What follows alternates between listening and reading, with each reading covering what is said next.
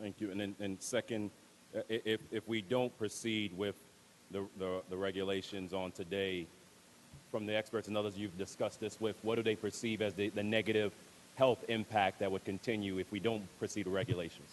Well, it's a great question. I do want to point out a couple things, if I might, and I apologize doing this on your time. This bill is the consolidation of a number of different rules and statutes that relate to the regulation of combatant sports. So it consolidates it all together in Article 41. I would argue that this is the most progressive, most highly regulated statute in the country. It will result in the safest participation, recognizing that it is a violent sport, as is boxing a violent sport, which is captured under the statute. But the point which has been made, and I appreciate you asking the question because it allows me to make it again, that right now, people who participate, and there is no ban on the participation in mixed martial arts or other forms of combatant sports unless the participant is actually paid. So you can do it as amateur status in New York. It has none of the protections that the bill has. No requirement for licensure, no requirement for physical examination, no requirement for a neurological exam, no requirements for MRIs, no requirement that if you are concussed during a competition that your license be suspended until such time that a participant can demonstrate adequate return to health. There are so many protections that relate in some instances to boxing, although this even makes the boxing statute safer, in my view, and makes it the best in the country. But to all those people who are participating, and as you know, there are a number of competitions around the state not sanctioned by any entity, not regulated, and where people are participating in the absence of any regulation. People, and I don't know this, and it's not reported, it doesn't need to be reported, but clearly we have created an environment where the fastest growing, most popular sport in terms of growth in the country is not regulated, and as people have indicated, can certainly do harm to people without that regulation. So I think the longer we delay in regulating what is a very popular sport, the more we open up opportunities for people to have injuries, both serious and long-term. Thank you, Mr. Morelli. On the bill? On the bill, Mr. Blake.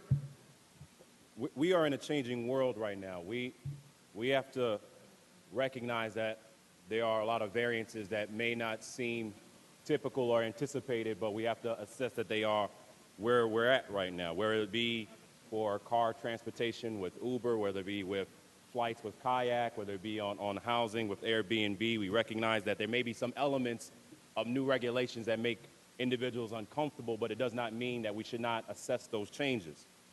We've heard a lot, as we should, around the health concerns.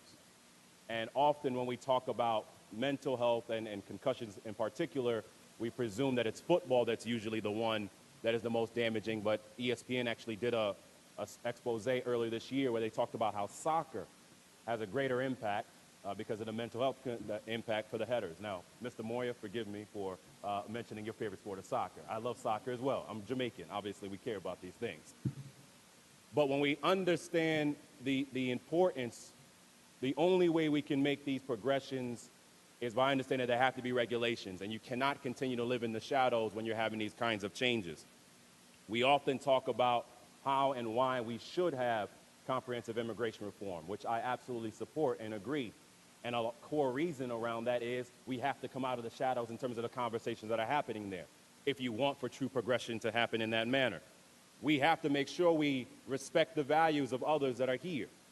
And the values we often hear that, well, someone may have a differing viewpoint on why this should not be important. Well, when we talk about domestic violence, which is always an important issue to talk through and make sure it's a priority, when you assess what happened in the NFL around the Ray Rice situation, the only reason the commissioner was able to have the indefinite suspension laid out on Ray Rice because of the terrible things he did were because of regulations being put in place. And when you don't have regulations, when you don't go down that road, you're unable to actually make those kinds of decisions in that manner. Now, as of 2013, it was assessed that the economic impact for doing MMA annually be $135 million. And a lot of times when we talk through the priorities that we have here in the state, often we're not able to realize those priorities because of lack of funding. So when I think about what's happening within our district, when I think about what's happening across the city, our state, and our country, it's time for us to move forward on doing what's right and understanding the health concerns, but regulate MMA as something that is here to stay. Mr. Speaker and my other colleagues, I'll be supporting this legislation. Thank you. Ms. Hooper.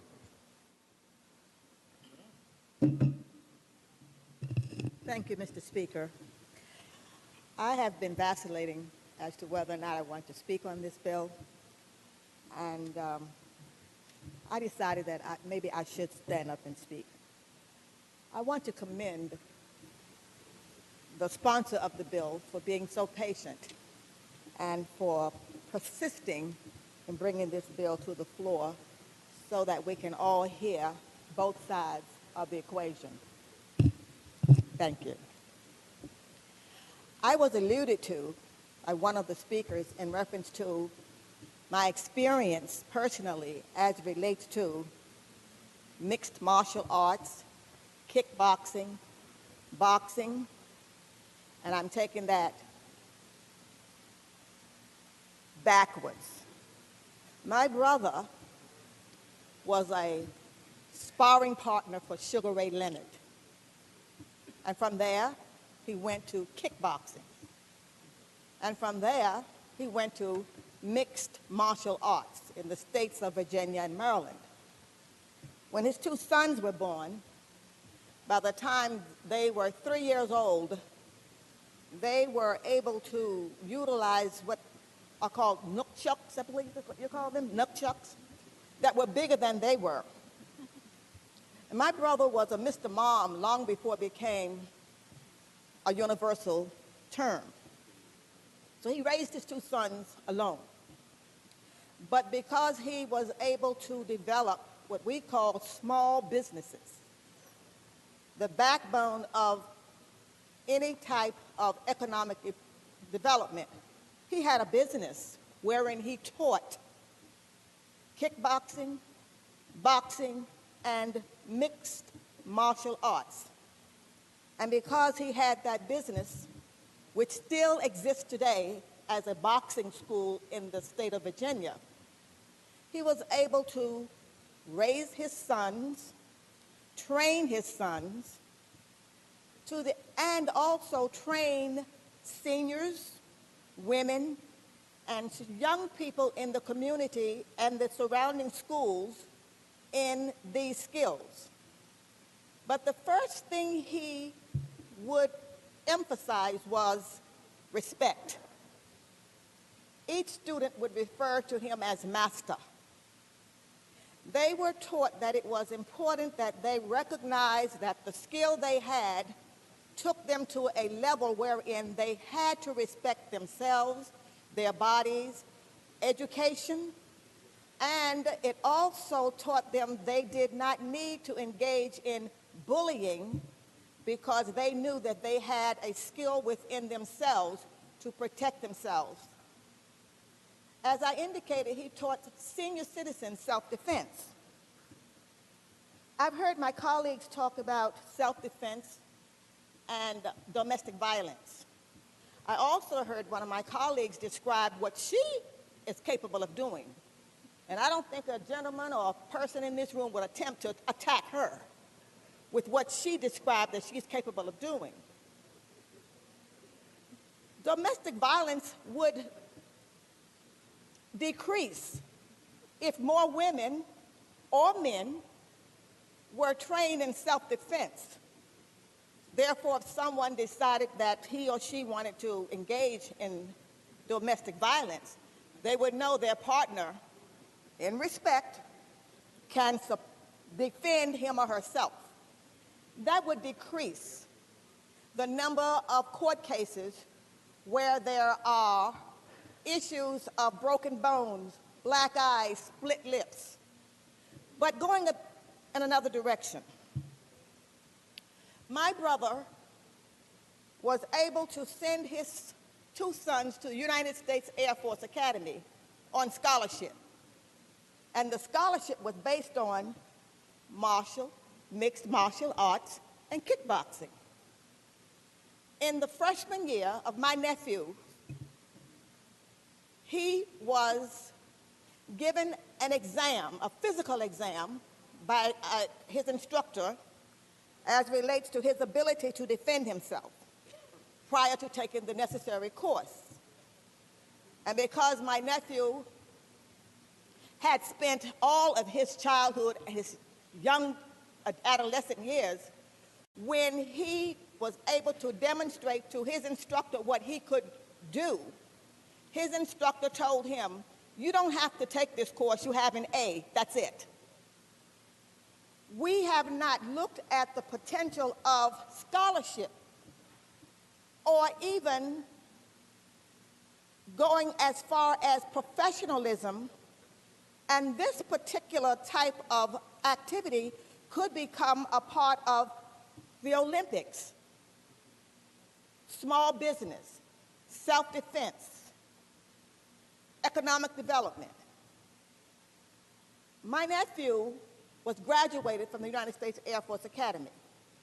Because of the scholarship he received and because he became quite successful, he became a pilot on Air Force Two, which is the aircraft that shuttles and transports congresspersons, not the president, but the congressional persons. So I want to impart to my colleagues that there are two sides to every coin. Yes, this could result in different type of health issues, but so can riding a motorcycle. So can playing baseball or boxing. And we do have regulations wherein, with motorcycles, we insisted through legislation that they wear helmets. We need to assure that the regulations and the legislation we put into place not only protects the right of an individual to choose what he or she wishes to engage, but also to ensure that there are protections there. And so, again, I want to thank my colleague and the sponsor of this bill, as I respect the different opinions that have been expressed on this floor. But we need to look at all angles: education, self-respect, economic development, and self-defense. Obviously, I shall be voting in the affirmative. Thank you, Ms. Hooper. Mr. Brindisi. Thank you, Mr. Speaker. On the bill? On the bill, sir. Very briefly, Mr. Speaker, a lot has been said during this debate and the years leading up to this vote to really disparage the reputations of MMA fighters across the country.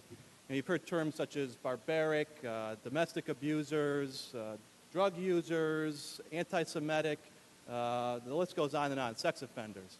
And although there are bad actors in MMA, as there are in any industry, we need not look even further than our own house. That is really the exception to the rule as opposed to the norm. The norm of the fighters in MMA are people like Matt Hamill, who is a MMA fighter, UFC fighter from Utica. Matt is a graduate of RIT. He was a Greco-Roman wrestler. He is a deaf American. He competed in the Deaf Olympics and won medals in the Deaf Olympics, and has really served as a role model to children with disabilities, not only in the Utica area, but across the state and country. Matt is just one example of MMA fighters in this particular industry. 80% of them have college degrees. Many of them have served in the military or as first responders in their community. They are entrepreneurs. They are people who give back to their communities. And they really are people who are creating jobs and doing good in society. These are well-disciplined athletes who are doing a service to this country by giving back. This is not a passing fad. MMA is not a passing fad, as many have characterized it as. This is a professional sport that is growing in our country and is accepted by many people. We have ESPN here today covering this because this is so important to many people in this country. So I am in favor of this legislation. I am in favor of giving the Athletic Commission the right to oversee and regulate this sport. Thank you. Thank you, Mr. Brindisi. Mr. Godfrey. Thank you, Mr. Speaker. I'm not going to repeat a lot of the, I think, really superb points that many of us have made in opposition to this bill. I oppose the bill. I think today we have heard some really extraordinarily well-put arguments as to why New York should not go down this path. I just want to observe two things.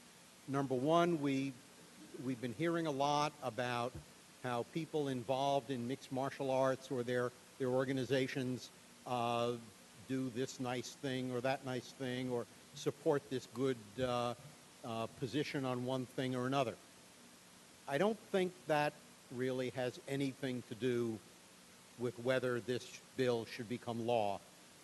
You can point to people engaged in almost any imaginable activity that you would not want to encourage, who from time to time do admirable unrelated actions. The mind comes up with endless examples. That doesn't mean that the activity that you would not want to condone or encourage ought to be condoned or encouraged. The other thing I want to observe is really tangential to the bill. You know, at the start of every two-year session, we vote to direct the speaker to reserve seats in the front of the chamber for members of the press. There was a time, there were about 3 or 4 of us who've been here long enough to remember that time, when those seats were regularly filled with members of the press dutifully noting what we say here.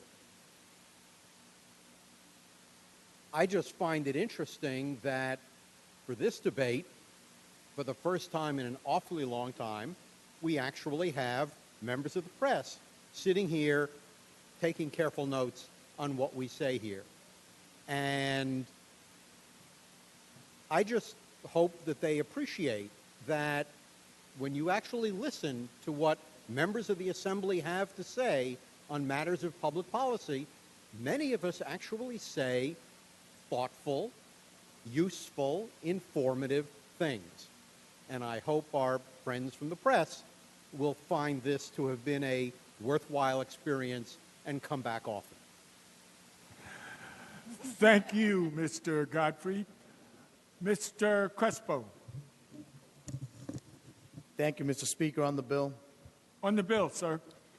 Like many others, I too did not plan to speak on this, but a lot has been said and very interesting points have been raised, and one of my colleagues particularly alluded to the experience of young people in communities like mine in the Bronx, where the way of life really directs you into dealing with violence one way or another.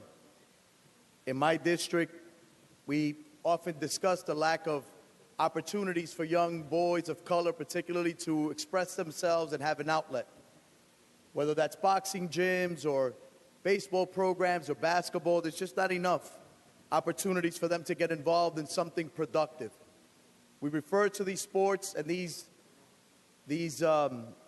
lessons that are offered and experiences not only as something that keeps them healthy, but something that offers the discipline that maybe at home was lacking, or in their neighborhood, or in their school. I mention that because as I'm listening to this conversation, I often try to be as consistent as I can be with my positions and the things that I do or believe in. And I voted, for example, against gambling expansion in the state and the casino plan. I voted for bills that extend higher penalties for those that commit senseless violence acts against uniformed personnel of certain professions, because I think they put themselves at a particular risk. But I find it maybe a little disingenuous, or maybe it might not be the best word, but it's something just doesn't sit well with me to say that voting for this is supporting domestic violence, or to say that voting for this is promoting senseless violence. Because the very definition of sports is to learn a skill and to be able to control it through the rules and regulations of that sport. Sports allow you to respect your opponent. That's why every match ends with those opponents shaking hands and hugging one another and thanking each other. I believe that what children, particularly young people in my district, need more of is the opportunity to not only channel whatever experiences they have or anger they have or skills or just whatever energy they need to let out in a way that is controlled, in a way that leads to respect for the opponent, in a way that teaches you that it's very different from getting into a ring or a field or a cage and facing someone else who's willing to be there and go through this exercise with you, as opposed to walking down the block and sucker punching somebody who's smaller or younger than you. I remember a long time ago, I remember walking through certain neighborhoods and I would get more nervous of seeing a big crowd of teenagers rather than a big crowd of adults hanging in a corner, because I knew that the adults didn't feel the impetus to harass me because they knew that they could take me on. There was no novelty in doing that. But if I saw a big group of younger kids, I thought they felt they needed to prove something to themselves, and it was more likely that something bad could happen. That's how, in my neighborhood, things have played out. So I would prefer those young people to have as many opportunities as possible to channel that energy the right way, to learn the discipline that goes with learning certain tactics and certain moves or whatever it is. I'm not a big MMA fan per se. I've watched a few bouts. I don't subscribe to it or watch it, but it's available to everybody. I don't believe in gambling, but putting this bill forward does absolutely nothing to impact on those that already want to gamble on this sport or any other sport for that matter. Putting this bill forward does absolutely nothing to stop someone who wants to watch the sport. So the only thing disingenuous is to think that taking a position against this or preventing New York State from moving forward is somehow going to stop that. The conversation about domestic violence is extremely important to me. I put bills forward and I've supported every bill there is to strengthen protections. And this sport, like every sport, needs to do more to hold their participants accountable if they commit acts of domestic violence. As a father of young daughters, I would hope that we do more to prevent anybody, and this is true for any profession, whether you're a teacher, a fighter, an elected official, whatever. If you can attack someone in your own household, you don't deserve the respect and responsibility that goes with being a licensed professional, period. So let's be honest about what we're doing here. We're creating protections and responsibilities on a sport and a profession that already exists. And to extend that in New York State is extremely important and productive. I think that it'll help us create better regulations around domestic violence abusers or anybody else who crosses a certain line. And I think that as it relates to, it's been mentioned about concussions and brain damage, and of course, that's something that should be important to all of us and continue that conversation. But the more regulations we have, the better we can control those outcomes and expect the proper treatment and care of those participants in the sport. Without it, we're leaving it to a free-for-all. And guess what? The only free-for-all state happens to be New York because we don't provide the proper regulations. So this bill is timely. This bill is needed. And I hate that I have to bring this up, but I cannot sit here and let it go unsaid. But the fact of the matter is this. There have been plenty of bills that have been discussed in this chamber and championed, and there are those that have been celebrated across the country where the influence of money, and there's a conversation to be had about the influence of money in government. But let's be real about this, because it's not fair to those from my district who are watching to have heard that if you vote for this, somehow you have had a conversation with somebody who's pouring resources into this. When in fact, every bill we do has somebody on both sides trying to influence whatever the outcome is. But the fact of the matter is that while money may influence politics and policy, I have no idea if anybody on either side of this has ever contributed to my campaign. And I got to make it very uber clear to anybody watching from my district or to any law enforcement agency, I don't care who it is. I don't know where people are on this side of the issues that relates to me. I know where I am because for the very reason that I am against senseless violence, and I would rather have people channel it appropriately, for the very reason that I'm concerned about brain damage and health impacts, and I want regulations to prevent it from getting out of hand or to stop somebody who shouldn't be fighting anymore. Those are the same reasons that I'm supporting this. And I don't care where the money of this is. And I think it's inappropriate that that had to come up in this conversation, because there have been other issues where not only money was thrown around, but state leaders very openly said they would support those who supported a particular issue. So I just want to make it clear, I don't care and I don't know who supports this or not. I care about the kids in my community, and I care about a sport that deserves its place, and I care about New York State regulating and preventing the unfortunate from happening, and we could only do that through the regulations afforded here. So I will be voting in the affirmative. Thank you, Mr. Crespo. Mr. Serretto. On the bill, please. On the bill, Mr. Serretto. Thank you. You're welcome. First off, I would like to say thank you to the Majority Leader, Joe Morelli, for bringing this bill forward and his perseverance over many years. I'm very proud to be one of the sponsors on that legislation. And the reason why, if I can explain, is that in my opinion, my perception, is that MMA is already here in New York State. It's in the 50 states, all the states right now. It's on your TV, it's in the media, it's in your newspapers. And where I live, it's even across the river in Canada.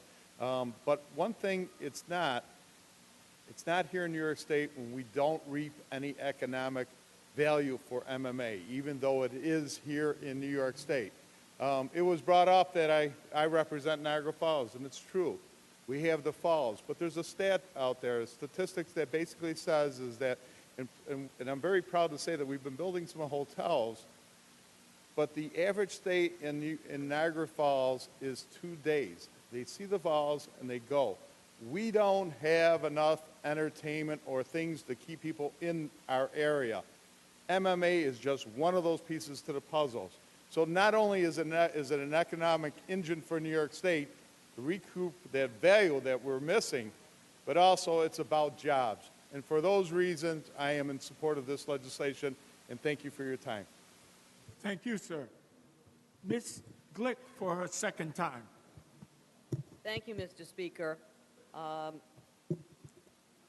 just have a few points that I'd like to make since so many other members have spoken in between my times that I just want to clarify. There are people who believe that mixed martial arts provides a vehicle for discipline, and it's true of any kind of physical activity, whether you're learning basketball or you're learning karate.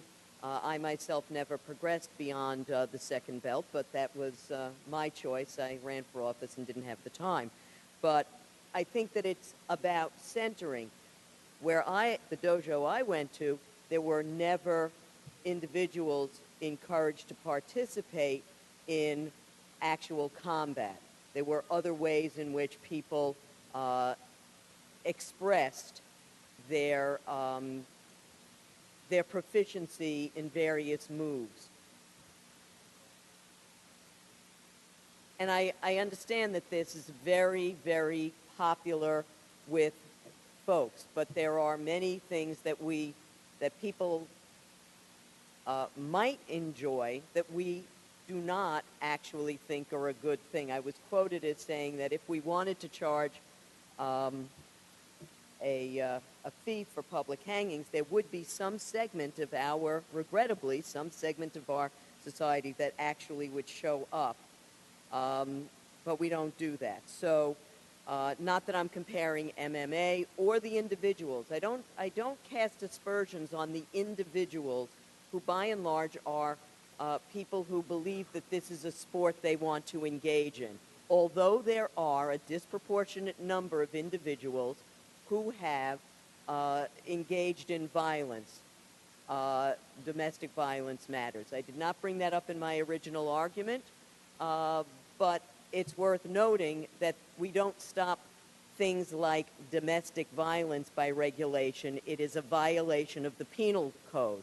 And there are a number of instances when people have committed a series of serious violations of the law and still, not in New York State, obviously, because we are not yet in the position of having it on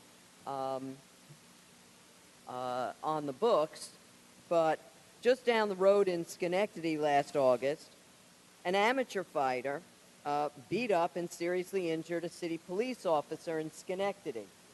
And there's a number of instances, but I don't think necessarily denigrate everybody who is in a sport. Obviously, there are a number of football players who have been accused of and actually convicted of violent activities or drunk driving or whatever it may be, and we don't necessarily tar the whole sport. That's not my intention. I am actually concerned about those young people who repeatedly get hit in the head. This is not about denigrating any of the people who make that choice. This is about saying that we should maybe suggest that it's not a proper course of action. Now, I don't know if in the 49 states, by regulating MMA, they have eliminated fight clubs. I have a feeling that's not accurate. I suspect that's not true. So the notion that regulation is going to cure those ills is actually, I think, a canard. I was happy to hear, on the one hand, and not have a clarification of what the $1 million health policy, if I could call it that, relates to. It appears that it is if you are down in the ring and the attending physician who is required to be there determines that at that time the head injury that has occurred is life-threatening, you may be eligible for $1 million of coverage for your care. It doesn't seem to be that there is any additional coverage for disability after you manage to go home and a week later fall on your face with an aneurysm or some other problem, or just at the end of 20 fights find out that you're not sure who's looking at you in the mirror. That's my concern. And the National Football League, hugely popular and hugely profitable, they entered into a $1 billion settlement. Actually, it turned out to be like $796 million to deal with those injuries that players develop over the course of the next 20 years. I don't think that UFC has anywhere near that kind of money. So you know what's going to happen? 10 years from now, I don't think I'll be here, but I see a lot of my newer members. You're likely to be here. And New York State taxpayers are going to have to foot the bill at some point for those folks who are seriously disabled.